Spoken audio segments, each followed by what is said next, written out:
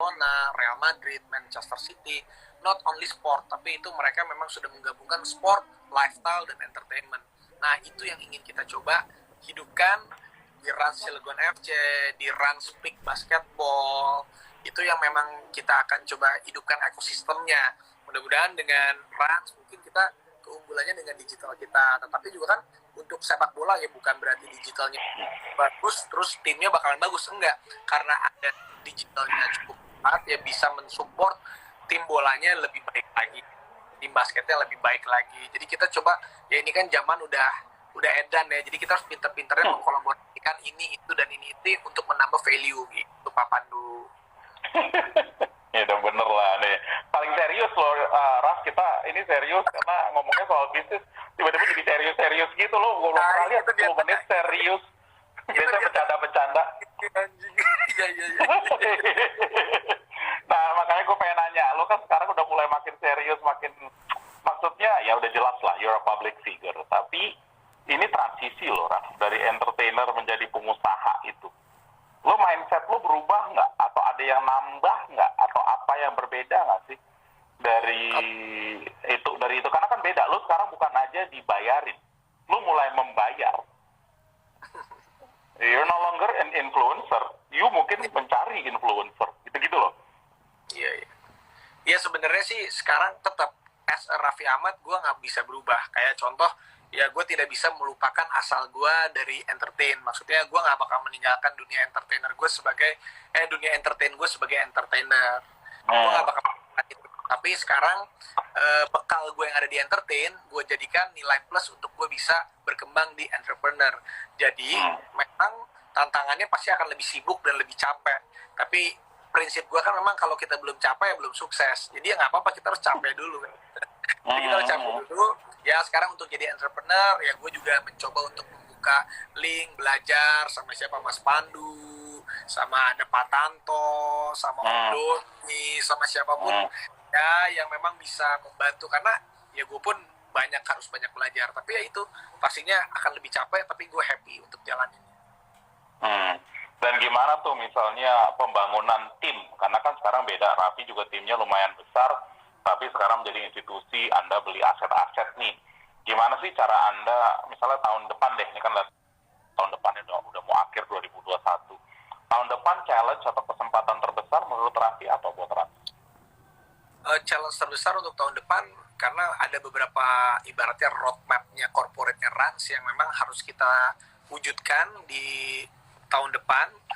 Jadi yaitu akhir tahun ini atau tahun depan itu misi pertamanya Rans harus dikenal as a korporasi, bukan Rans sebagai Raffina Gita Slavina lagi, tapi udah sebagai korporasi yang nanti setiap bulannya jadwalnya kita akan announce Rans ada ini yang baru, ada itu yang baru, ada ya maksudnya ada lifestyle yang baru, ada entertain yang baru, ada FMCG mungkin yang baru. Jadi Rans itu ibaratnya kalau merek itu aku ibaratkan seperti Supreme. Ya sorry aku nyebut merek lain, misalnya Supreme Ya nggak apa-apa. Ya nggak apa-apa ya, misalnya Supreme itu sebuah merek yang menurut aku dia cukup bisa fleksibel. Supreme bisa ditempel sama Louis Vuitton, Supreme bisa ditempel Gucci sama Nike sama Adidas. Nah aku lagi mencoba implementasikan Rans itu seperti itu. Jadi Rans misalnya kita kan ya aku udah announce kemarin ada Rans kita bisa ada Rans Sportstainment ataupun apa. Jadi dengan logo Rans itu tapi tetap kita tidak akan keluar dari marketnya, yaitu adalah family and lifestyle entertainment di situ. Jadi kamu bisa semakin berkembang. Kamu kan sekarang pasarnya yang paling dekat sama customer kamu lah. Bisa aja nanti kamu pegang platform juga dong nantinya. Bisa jadi, cuman gue nunggu duitnya dari Mas Pandu aja nih kalau ada lagi. Tapi kalau misalnya Mas Pandu hebat, semua dapat fundingnya dari Mas Pandu, Luna Maya, Raffi Ahmad, siapa lagi? Gak banyak lah kan itu aja. Kan ya kamu aja, gimana sih kok gitu. Tapi kalau ngomong big picture-nya deh, ini kan ada perubahan gede kan, Raf, kita sempat ngomongin juga bahwa sekarang orang seperti Raffi ini yang kontrol seni Raffi juga. Kamu yang membuat konten, kamu yang own kontennya, jadi kamu mempunyai power lebih banyak juga kan ke depan nih. Ya, mungkin karena itulah yang namanya adaptasi perkembangan zaman ya sekarang. Mungkin ya dengan adanya digital sekarang, mungkin dulu yang konvensional memang ya sekarang terbukti kayak Rans gitu. Aku tidak memiliki infrastruktur yang mahal. Contohnya, aku menggunakan platform orang, YouTube, Instagram, TikTok. Tapi aku coba monetisasi dan optimal sebaik mungkin untuk bisa membesarkan awareness diriku sendiri menggunakan itu. Dan pelan-pelan ya pelan-pelan nanti kita coba untuk bisa ya kayak sekarang memang zamannya udah seperti itu dari dunia digital. Kalau kita pinter-pinter ya branding bisa kita mulai dari mana aja, yang penting kitanya ada kemauan gitu loh Pak Pandu. Kamu ini nggak ada ini ada yang nanya nih di pertanyaan-pertanyaan, kamu ada niat mau IPO nggak sih? Katanya ngomong di media-media pengen IPO, pengen ini. Ya gini sebenarnya ya, orang juga pingin banget IPO, cuman kan aku sendiri harus masih banyak belajar, aku sendiri harus masih menguatkan fundamental dan juga masih banyak step-stepnya. Ya, karena memang ibaratnya Rans itu kan basicnya memang keluarga, basicnya memang family. Ya pingin juga suatu saat Ransnya itu dimiliki oleh seluruh keluarga di Indonesia gitu, pingin. Ya, keren tuh. Tapi kan sekarang masih panjang perjalanannya. Mimpi, cita-cita boleh banget, itu jadi motivasi buat gue. Tapi ya pelan-pelan lah step-stepnya kita rapikan dulu supaya ini misi yang pertama. Makanya tahun depan atau akhir tahun ini kita udah mulai memperkenalkan Rans itu bukan Raffi Ahmad Nagita Slavina lagi, tapi Rans itu udah as a korporasi yang siap dibimbing oleh Pak Pandu. Siapa tahu Pak Pandu bisa jadi bisa bantuin gitu. Nembaknya itu banget lo depan publik gitu lo kalau nembak. Emangnya dasar iseng, tau nggak kamu tuh? Iya tahu lah. Tapi kamu tuh nanya lagi Raf, ini kan banyak audiens kamu tuh muda-muda dan family. Jadi buat mereka nih, ada juga yang kecil ini nih banyak yang nanya, gue gimana sih bisa jadi kayak Raffi Ahmad? Gimana sih Vi, kalau misalnya mulainya aja deh? Ada apa elemen-elemennya di luar kerja keras? Jangan ngomong kerja keras saja. Oke, kalau kerja keras semua orang harus kerja keras ya. Tapi ada satu sih basicnya yang memang gue ini sebenarnya gue pinter juga nggak pinter-pinter amat. Mungkin gue beruntung ya, disebut beruntung.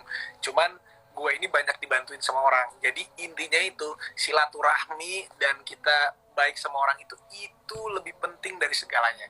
Karena misalnya contoh gini deh, gue ketemu Mas Pandu misalnya beberapa bulan yang lalu. Ya kita coba baik, kita baik. Ya, ternyata yang nolongin gue Pandu Sarir, kan kita nggak pernah tahu. Jadi salaman sama orang, ibaratnya tanda kutip ya, bersilaturahmi, salaman itu ibaratnya ya baik sama orang, itu ada rezekinya dari Allah pasti nyampe ke kita. Itu yang selalu gue tanemin. Jadi intinya ya kita baik aja sama orang dan tulus aja sama orang. Jadi suatu saat karena nggak ada Superman, adanya kan super team. Jadi ya kita pasti akan dibantu sama orang-orang yang tulus bantuin kita gitu. Nggak akan juga kita sukses karena diri kita sendiri. Jadi kalau gue nanya sama lo nih, kan kita masih ada waktu kurang lebih 8 menit lah, ya kan? Gue pengen nanya sama lo mendingan menyayangi atau disayangi? Kalau menyayangi sama disayangi, ya gimana ya? Bingung juga sih. Gue sengaja off script dikit, bro. Gue pengen dua-duanya. Gue pengen menyayangi dan gue pengen disayangi. Gimana dong? Kalau disuruh milih? Nggak bisa. Gue maruk. Gue mau dua-duanya. Gue mau menyayangi dan gue mau... Karena hidup cuma sekali. Gue pilih semua. Tapi kalau kamu... Makanya gue balik ngomong ke lu. Tadi kan kamu bilang sendiri. Kamu sendiri tuh selalu bilang silaturahmi, baik sama orang. Tapi kalau orang nggak baik sama kamu gimana sama orang itu? Ya nggak apa-apa. Ya kalau dia kita nggak bisa memaksa semua orang suka sama kita dan nggak bisa memaksa semua orang baik sama kita. Tapi kan kita bisa mengupayakan kita baik sama orang lain. Jadi ya kita nggak usah amri. Ya kalau kita baik ya baik. Kalau orang yang nggak baik sama kita, ya udah nggak usah dipaksa. Mungkin dia memang kagak mau baik sama kita, nggak usah. Ya bener lah, itu bener. Karena makanya nih saya ini pertama kali ini teman-teman yang dengerin ada ribuan orang. Pertama kali aku sama Raffi seserius ini nih ngomongnya 25 menit bener-bener fokus dia menjadi pengusaha. Dan lo jadi pengusaha, to be honest, ini sesuatu yang sangat baru dan banyak juga uncertainty kan, banyak ketidakpastian kan yang kamu kerjain sekarang, Raf. Betul. Dia juga bagus. Tapi kita harus bikin pasti. Justru kalau sesuatu yang nggak pasti, gimana caranya harus kita bikin pasti. Karena nasib itu kan kita yang tentuin sendiri, Mas. Kalau takdir udah suratan dari Allah, tapi kalau nasib kita yang tentuin sendiri. Nah, jadi nih pertanyaan saya yang terakhir, karena saya udah go through all the questions. Kamu kasih tips dong. Kan tadi kamu udah bilang silaturahmi bahasanya. Aku juga pengen tahu buat adik-adik kita ataupun teman-teman yang udah punya keluarga nih, apalagi dengan setelah COVID. Nih kan COVID kita insya Allah tahun depan bisa lebih endemik, ya kan? Tapi tetap aja nih sekarang kita hidupnya digital. Acara sama kamu aja kita harus pakai Instagram nih untuk ngomong. Nah, makanya pertanyaan gue, apa tips-tipsnya yang buat bisa mereka paling tidak secara karir bisa lebih baik lagi atau dari sisi hidup? Nah, itu apa nih dari seorang Raffi Ahmad? Yang paling pertama, kita harus aware dengan perubahan. Kita harus bisa beradaptasi dengan apapun itu. Bahasanya kita harus menjadi bunglon. Tapi dua ya, maksudnya kita harus bisa beradaptasi dengan keadaan apapun. Misalnya sekarang contoh hal yang udah kita hadapin bersama, ada COVID-19. Siapa yang memprediksikan COVID-19 ini terjadi, dan bukan hanya di Indonesia tapi satu dunia. Semua bisnis, semua manusia, semuanya ngerasain pasti susah. Tapi kalau kita cuma bilang ngeluh-ngeluh susah-susah doang, ya udah kita mati. Maksudnya kita nggak akan bisa survive. Ya salah satunya kita harus bisa beradaptasi dengan keadaan apapun. Mengeluh sesekali manusiawi boleh, tapi kalau mengeluh terus-terusan ya nggak baik. Jadi yang paling penting kita harus cepat beradaptasi, kita harus fight dalam keadaan apapun. Kalau jatuh, bangkit lagi, jatuh, bangkit lagi. Nggak boleh kita ngomong capek, wajar. Kalau kita capek, boleh lu istirahat. Tapi nggak boleh capek terus. Kalau kita udah mati, baru boleh kita bilang nyerah. Gitu. Jadi prinsip gue, kita masih hidup, terus optimis tuh nomor satu. Makasih loh. Nih masalahnya Pak Mas Raffi juga sangat sibuk, perlu sholat juga ya. Tapi kita juga, makanya kita nih terima kasih banget karena kita ada waktu setengah jam bisa ngomong, Vi. Paling nggak omongan kita di kalau kita makan malam sebagian bisa juga dengar, karena memang fokus kita selalu ngomongin ke depan gimana ya, bisnis kita gimana, cara kamu transisi ke bisnis. Makanya senang banget melihat perkembangan Raffi sekarang menjadi seorang pengusaha yang insya Allah makin baik lagi dan berguna buat banyak masyarakat. Dan juga for information to all, Mas Pandu itu salah satu pemegang saham Dirasa. Emang kurang asem emang resek banget emang lah. Aduh, makanya nggak pernah bosan gue sama Pak Raffi Ahmad banget. Kamu tuh Raf, ampun. Ya udah Raf, thank you loh Raf. Kamu next meeting kamu baik-baik ya. Salam kepada yang kamu temuin habis ini. Ya, itu teman baik yang belajar juga sama beliau. Mudah-mudahan belajar sama beliau. Oke. Makasih semua nih, kita bisa sama Mas Raffi. Mas Raffi, terima kasih juga atas waktunya. Semoga kita ketemu lagi nanti di acara berikutnya. Kita bisa bikin-bikin lagi kayak gini IG atau YouTube bareng ya Mas ya. Makasih sama Nagita. Dan ini kita doain weekend ini bakal berjalan dengan baik ya buat Mas Raffi. Terima kasih Pak Pandu. I love you. Wah. Halo.